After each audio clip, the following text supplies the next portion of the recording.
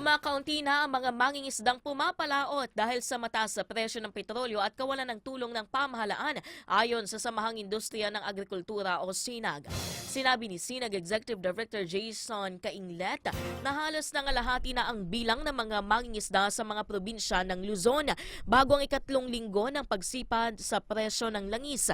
30% umano ng mga mangingisda sa Cavite, Bataan, Zambales at Pangasinan ay hindi na nangisda pa.